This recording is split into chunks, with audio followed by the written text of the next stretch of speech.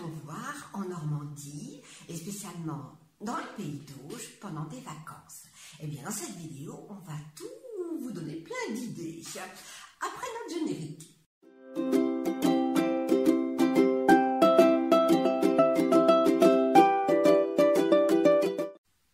C'est la suite de notre précédente vidéo que nous avions présentée, le jardin de Manou et se situer et tout ce qu'il y avait à voir autour.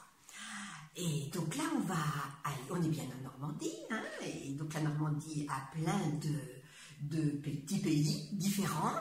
On va un petit peu les découvrir au fur et à mesure. Et là, on va se tourner, on va rester dans le pays d'Auge et on va monter un petit peu plus au nord. Et on trouve à cet endroit Pont-l'Évêque.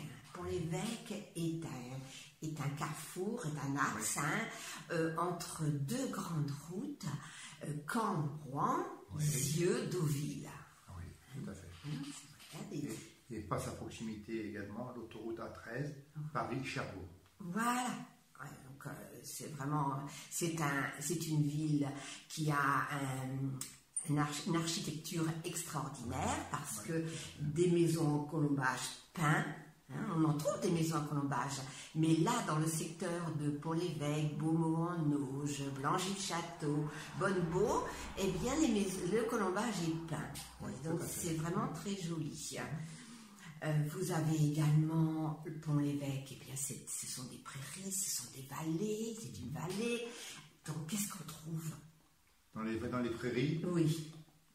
Des meules, au hasard, des vaches. Des vaches. Voilà. Des vaches et bien sûr un lait qui va donner un fromage extra, le Pont-l'Évêque. Tout à fait. Voilà. Donc vraiment on est dans une belle région, hein. Ouais. Gustative également. Hein. L'une des particularités de la vache normande. Oui, c'est très important. Vous nous voyez, nous, on a une particularité quand même, on le porte tous les deux. Et bien, la vache normande aussi est caractérisée par une marque marron autour de chaque œil. On dit qu'elle porte des lunettes. Voilà, c'est comme ça qu'on reconnaît une vraie vache normande. Voilà. Important, hein. Donc, au niveau de Pont-l'Évêque, oui, à côté, Blangy-le-Château, j'ai parlé tout à l'heure. Blangy-le-Château, eh bien, il n'y a plus de château. Mais elle est installée sur une mode féodale. Et elle est restée, et il y a encore deux pommes mûres qui sont là, donc un patrimoine toujours à visiter. Hein. Alors on va monter encore un peu plus au nord, et là on découvre la côte. Ah oui, la côte normande, bien sûr. Une partie, donc de Honfleur à Cabourg. Oui. Alors Honfleur, un joli port, un petit trésor, hein, c'est vrai, les Parisiens ils viennent régulièrement. Donc c'est célèbre par son musée, par d'Eugène Boudin, hein, les peintres impressionnistes, hein, par la jetée, par son vieux port. Oui, avec sa lieutenance qui a été remise, rénovée très récemment, restaurée très récemment, qui abritait les officiers qui géraient le port, l'entrée du port. Oui. Voilà. Oui. Et puis vous pouvez aussi apercevoir de Honfleur un des joyaux de la Normandie, le pont de Normandie, voilà, qui en son temps a été le plus long pont du monde, hors Auban. Un pont magnifique. Alors pour cela, il faut monter aussi tout en haut à la Côte de Grâce. Hein. Là, c'est vraiment une jolie promenade aussi. Hein. Côte de Grâce, où se trouve une chapelle, Notre-Dame de Grâce, où tous les ans, il y a un pèlerinage dédié aux marins. Ah oui, on a assisté une fois, c'était très joli. Alors après, on va voir Deauville. Alors oui, Deauville, avec son hôtel Normandie, là, qui est un magnifique hôtel, très vieux aussi. Vraiment joli, sa plage, les planches. Hein, les planches. C'est célèbre par toutes les cabanes, genre de cabanes, avec des noms de vedettes de cinéma. Oui, tout à fait. Hein. On peut s'y promener et puis se croire à une vedette. Hein.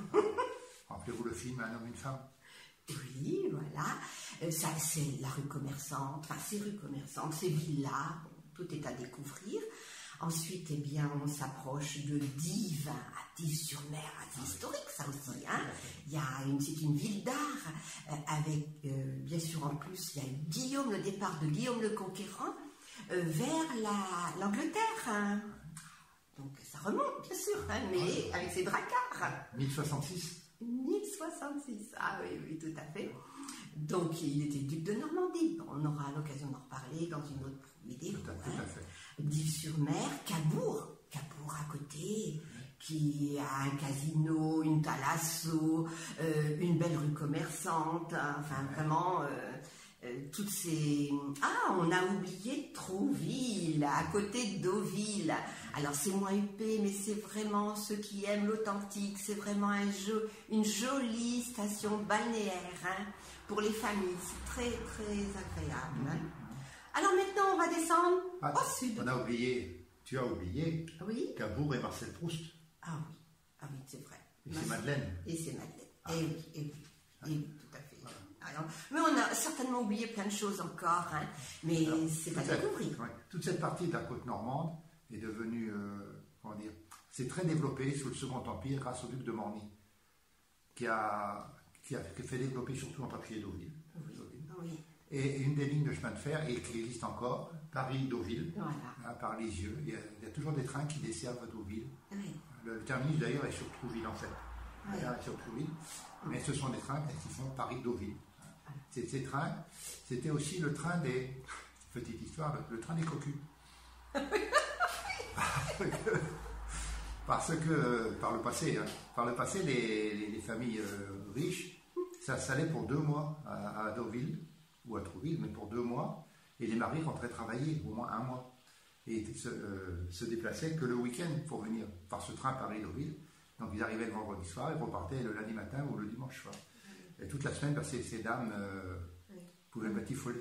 Oui, peut-être que les hommes aussi, hein, tu veux me dire. Hein. Non, mais les hommes travaillaient, eux. Oui, enfin, les soirées. Parce qu'à cette époque, les épouses riches ne travaillaient pas. Non, tout à fait. Bien, on va laisser Deauville, Trouville, et puis la côte, et on va descendre vers le sud, parce que l'intérieur du pays, c'est aussi quelque chose de splendide. Hein. Vous allez avoir des maisons à Colbâche, bien sûr, hein, à pans de bois, mais aussi des maisons avec des briques rouges. Donc, on va avoir un triangle entre Livarot, Vimoutier, Gassé, Orbec. Et là, Livarot, bon, très bien. Triangle qui est un quadrilatère. Eh oui, non, quand on regarde sur la carte, c'est un triangle, cher ami.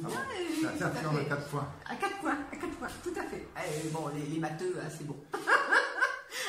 Alors, donc, Livarot, le fromage, encore, hein. Ah oui. Hein, le colonel. Le colonel. Et pourquoi le colonel? Parce que le vrai Livarot est entouré de 5 bandes de lèche. Lèche, c'est une herbe des marais.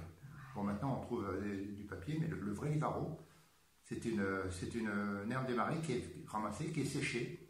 Et on en trouve par particulier à Boisset, à côté de chez nous, à la fromagerie de la Houssette, qui fait du colonel avec des vraies herbes des marais.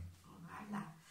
À visiter aussi, parce que là, c'est situé dans un petit coin vallonné, mais c'est magnifique cette région. Vous allez découvrir des petits villages, des hameaux splendides, des pépites en fin de compte. Hein. Tout à fait. Et donc, c'est plein de manoirs également dans ce triangle qui est à 4 points. Il y a plein de manoirs à découvrir également. Vous avez bien sûr Vimoutier, Orbec. Vous allez pouvoir visiter Orbec, son patrimoine, lors de visites guidées organisées par l'Office du tourisme.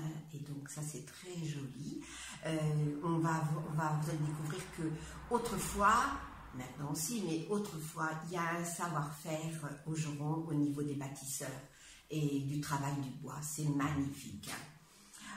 Gassé, le château de Gassé, qui comporte 2 musées. Tu sais lesquels? Je sais lesquels. Le musée de la Dame aux Camélias. Voilà. Et alors, le musée, je vais regarder des minéraux et des fossiles. Voilà. Et ainsi que des bâtiments administratifs, bien sûr. Hein. Alors, on va terminer tout ce pays d'Auge, qui est une région de vallée, de prairies. C'est propice à l'élevage. Hein.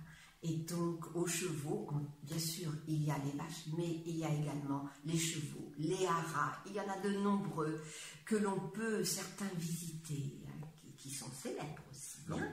L'agglomération Lisieux-Normandie organise régulièrement un circuit des haras avec l'accord des propriétaires. Ah oui.